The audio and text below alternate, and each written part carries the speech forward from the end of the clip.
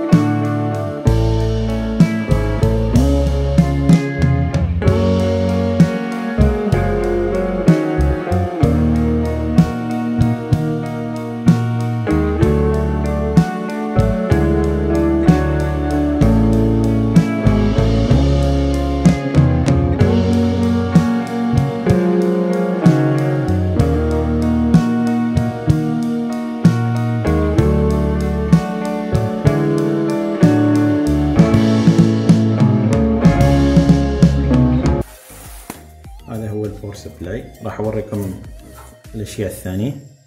هذا هم المسامير تركيب، وهذا اللي هو الكيبل الباور سبلاي. راح اوريكم اول شيء الكيبلات اللي يجي فيه.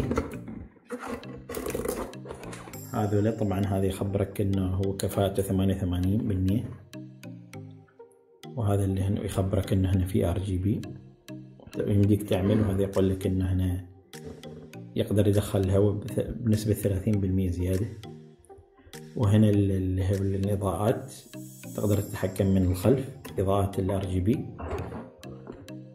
وهذا يقول لك انه الكيبلات ضعيفة، يعني هذا مال RGB تقدر تعمل له كنترول او درسبل. زين، هذا بالنسبة للبوكس. وطبعا لازم تتأكدوا يا شباب قبل على تاخذوا الباور سبلاي أو أي باور سبلاي، لازم تتأكدوا الوصلات ماله، المناسبات للمذر بورد والمعالج لا المذر بورد والجرافيك. لازم تتأكدوا من الوصلات المحتوية داخل الباور سبلاي أو الموجودة في الباور سبلاي. طبعا هذا الماكس ماله اللي هو مكتوب 750 واط. طبعا هذا اللي هو البن العادي اللي هو 24. زين، اللي هو كف المذر بورد. وهذا اللي هو الباور، هذا هو اللي نفس الشيء في المذر بورد يركب، اللي يمديك تركب 8. زين، او غالبا المذر بوردات يكون 4، بس بعض المذر بوردات يكون 6 او 8، فزين في ذا الخيار يعني.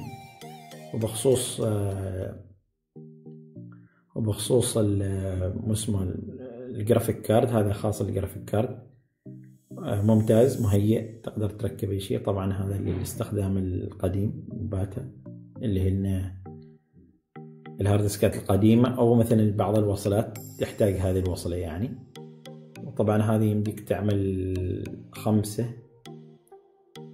ساتا، اللي هو 5 هارد ديسكات. تمام، الحين نمشي. الحين قصدي راح اوريكم الباور سبلاي بالنفس. هذا هو الباور سبلاي، هذا الازرار RGB. هذا هو الموقع RGB هنا بيكون. طبعا هذا يخبرك انه 750 RGB وكذا، يعني ستيكر يقول لك الكفاءة ماله. والله بالنسبة للمروحة ما شاء الله كبيرة، يعني كبيرة، حجمها جدا كبير يعني، عشان كذا يقول لك يعني 30% يضيف لك تهوية أكبر يعني. ويعني ما في شيء كامل، ما الحلو ما يكمل يعني، لأنه ما في الكيبلات طبعا من نفس المركبات، يعني ما يمديك تبطل أو تركب مثل المودلر. وطبعا لا ننسى انه سعره رخيص يعني في نفس الوقت. سعره المحلي 25 ريال عماني. بس حبيت استعرض لكم هذا الباور سبلاي من ايروكول، وان شاء الله نشوفكم في فيديو اخر.